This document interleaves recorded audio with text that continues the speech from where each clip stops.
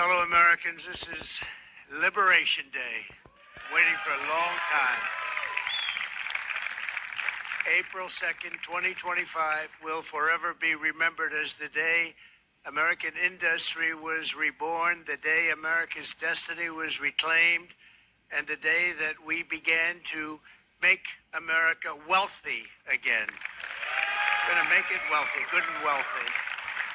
For decades, our country has been looted, pillaged, raped, and plundered by nations near and far, both friend and foe alike. American steelworkers, auto workers, farmers, and skilled craftsmen, we have a lot of them here with us today. They really suffered gravely. They watched in anguish as foreign leaders have stolen our jobs, foreign cheaters have ransacked our factories, and foreign scavengers have torn apart our once beautiful American dream. We had an American dream that you don't hear so much about. You did 4 years ago, and you are now, but you don't too often, for many years and decades even, you didn't hear too much about. Our country and its taxpayers have been ripped off for more than 50 years, but it is not going to happen anymore. It's not going to happen.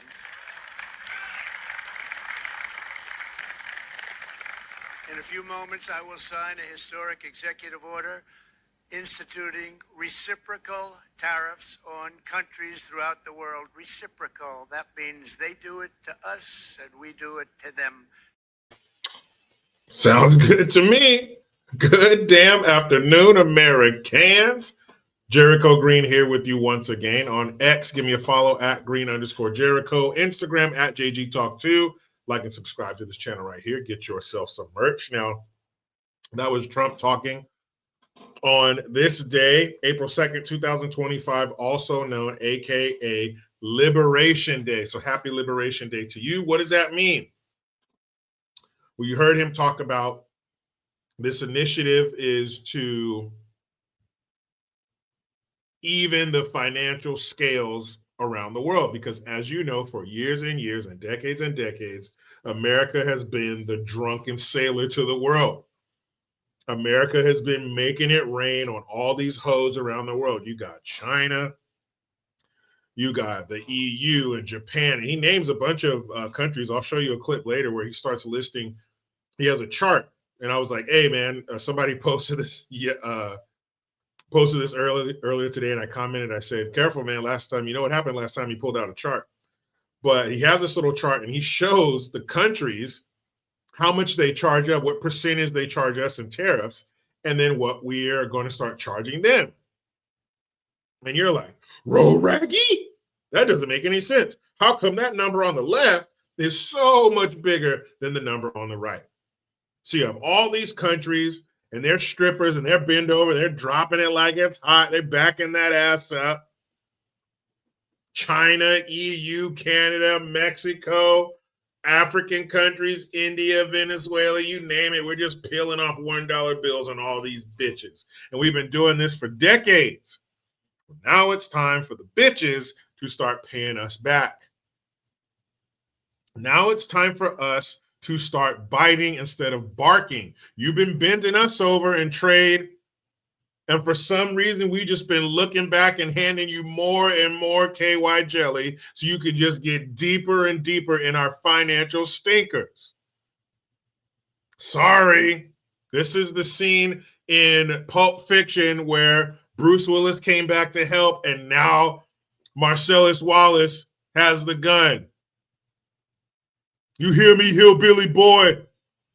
I'm not through with you by a damn sight. I'm going to get medieval on your ass. Remember that? We're about to get medieval on your ass, world. Who has a problem with this? Who has a problem with us charging the rest of the world when they charge the shit out of us? Listen to these damn numbers, just some of the numbers. So if you look at that, China, first row, China, 67%. That's tariffs charged to the USA, including currency manipulation and trade barriers. So 67%, I think you can, for the most part, see it. Those with good eyes, with bad eyes. We didn't want to it's very windy out here. We didn't want to bring out the big charts because it had no chance of standing. Fortunately, we came armed with a little smaller chart. So it's 67%. So we're going to be charging a discounted reciprocal tariff of 34%. I think, in other words, they charge us, we charge them less. So how can anybody be upset? They will be, because we never charge anybody anything. But now we're going to charge. European Union, they're very tough, very, very tough traders. You think of European Union, very friendly. They rip us off. It's so sad to see. It's so pathetic. 39%, we're going to charge them 20%. So we're charging them essentially half. Vietnam, great negotiators, great people. They like me, I like them. The problem is they charge us 90%. We're going to charge them 46% tariff. That's only half. He's only charging them half. You have countries on there like Cambodia charging us 97%. How dare you? Don't you know who we are? Don't you know who you are? Cambodia? What? 97%. And he's not even going hard on them. He's not even charging them the same as they're charging us. He's not even squeezing their nuts like he could. Fellas, just imagine an angry girlfriend or an angry wife having your balls in their hand and squeezing. No, please. Let me tell you something. Could you imagine? You couldn't move. We could do that to them. Could you imagine us hitting Cambodia with a 97% tariff? They would implode. But even the tariffs that he's hitting them with are still a big deal. Like he said, we weren't getting anything. We weren't getting anything. So all of this is gravy, because we weren't getting shit. So I want him to finish showing us the rest of this robbery. That's really what it is. The rest of this robbery. Items like cars, little items like cars. 46%, we're charging them 24%. India, very, very tough, very, very tough. The prime minister just left, and he's a great friend of mine, but I said, you're a friend of mine, but you're not treating us right. They charge us 52%. You have to understand, we charge them almost nothing for years and years and decades. And it was only 7 years ago when I came in, we started with China charged. We took in hundreds of billions of dollars from China. Sounds good to me. Tariffs, and they understood. Honestly, President Xi understood. He said, "Look, I understand," and the other countries, and they all understand. We're going to have to go through a little tough love, maybe, but they all understand. They're ripping us off, and they understood it. Prime Minister of Japan, Shinzo Abe. He was a fantastic man. He was unfortunately taken from us, assassination. But I went to him and I said, Shinzo, we have to do something. A trade is not fair. And he said, I know that. And he was a great gentleman. He was a fantastic man, but he understood immediately what I was talking about. I said, Shinzo, we have to do something. He said, I know that. And we worked out a deal, and it would have been a much better deal, but frankly, there were many years left on the deal that was made previous to my getting there, but it was something. If you look at Switzerland, 61% to 31%, Indonesia, Malaysia, Cambodia. Oh, look at Cambodia, 97%. 97%, you little bastards. They made a fortune with the United States of America. United Kingdom, 10%, and we'll go 10%. So we'll do the same thing. South Africa, 60%, 30%, and they've got some bad things going on in South Africa. Mm-hmm. We're paying them billions of dollars, and we cut the funding because a lot of bad things are happening in South Africa. The fake news ought to be looking at it. They don't want to report it. Brazil, 10%, 10%. Bangladesh is 74%. So you see what's going on. Pakistan, 58%. Sri Lanka, 88%. So what we're doing is we're taking not the full, we could take the full 88%. Thanks a lot. He's doing a very good job. How's he doing? All right. I think you better take it with you. It's not going to last very long. He's going to put it, it's going to follow you down with the wind. I brought a hat just in case it got too windy, but here, would anybody like a hat? Yeah. I'm not giving it to a cabinet. I'm giving it to the auto workers. Come here. Man of the people. He knows what to do. But you see that. You see where he's going with that. All the exorbitant amount of money that we're being charged to import our goods to these countries. And we are the largest consumers in the world. We buy more of everybody's shit than everybody else. Probably most of the countries combined. We're buying their shit. So how are you bending us over and we're your biggest customer? That doesn't sound right. You could tell that to a class full of 6-year-olds and they would say, Mister, that doesn't sound right. You're right, little imaginary 6-year-old. That doesn't sound right because it's not. How in the hell did they allow that to happen? The rest of the world robbing us. We're like this big fat king who's sitting on his oversized custom throne, and there's just mounds and piles of food around him, like the fat guy in that Monty Python movie who's in the restaurant. I couldn't possibly eat another bite. They just kept bringing him food and stuff in his face, and there's food falling down the front of his tuxedo. And we're like this big, giant, fat king, and these little tiny rats from all these other countries are just taking food and sneaking away, and we don't even notice. Bring me more wine and pork. Our jowls jiggling with our every command. And these little rats from these countries, they sneak up and they take a piece of the food and they run back to their little hole. And we never notice.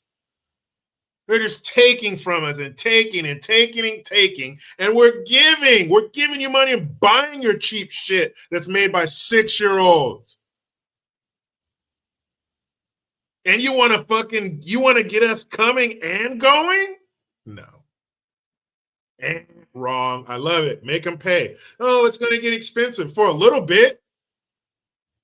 At least now, if we have to deal with an increase in prices, we're going to get something out of it at the end of the rainbow.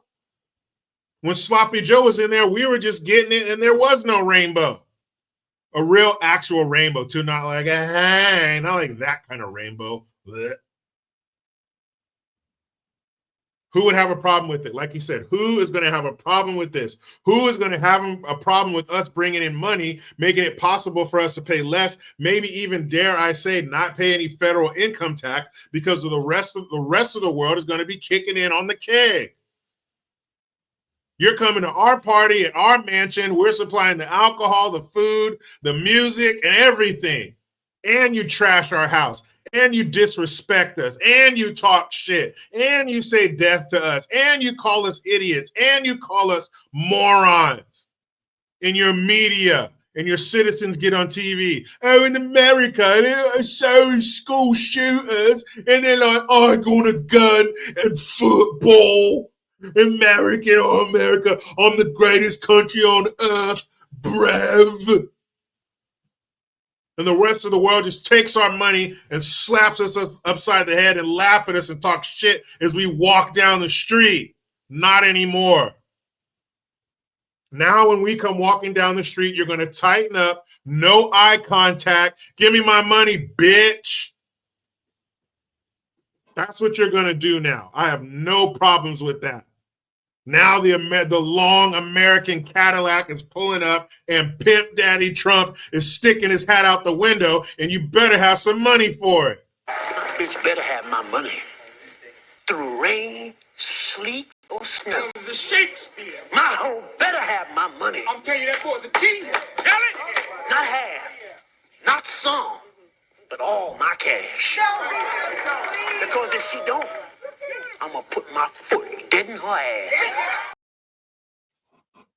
Simple as that. Simple as that, world. Pimp Daddy Trump is pulling up and he's honking the horn. And all you little bitches, the UK and Japan and Cambodia and Vietnam and Venezuela and China, you all better clickety-clack, Bring your ass to the limo, and you better have some crisp Benjamins for daddy's well-manicured hand. Because if you don't, I'm going to take my other hand and slap the shit out of you. Meet me in the comments. Talk to me, Goose. What do you think? Do you have a problem with these reciprocal tariffs? The key word is reciprocal. You do it to us, now turn around. I'm about to do it to you. You know, in these videos, Good Gun, it's a segment where I highlight stories that show an American flexing their Second Amendment muscle, giving the bad guy exactly what they deserve. You know how it goes. I try to be done with the left, but they just won't let me. I'm out.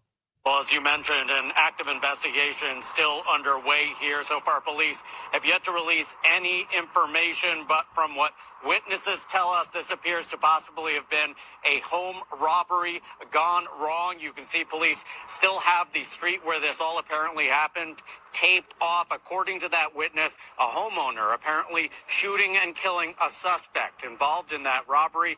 Now, we did see the coroner's office arrive here earlier this evening. The body of that apparent suspect shielded from view. A witness telling me it was around 6 this evening that he saw 3 people pull up in a white Infiniti, which you can see here in the video. A man in the car apparently hopping the homeowner's gate, and that is when the witness tells me he heard 2 gunshots ring out. He says he called police, and then moments later he says he saw the same man, the apparent suspect, fall to the ground in front of that home, the homeowner standing nearby armed. And that is when one of the other suspects in the Infiniti apparently took off on foot, police arriving just minutes later. I spoke with 2 neighbors who heard those gunshots from up the block. They asked for their faces not to appear on camera. Heard it happen, and I was like, dang. Yeah, you don't want anything to happen to you, so you really kind of sit in your house and kind of wait till it's over. Then I saw the police, and I was like, yeah, I knew it. Just the other day, somebody stole a car and left it right in front of our driveway.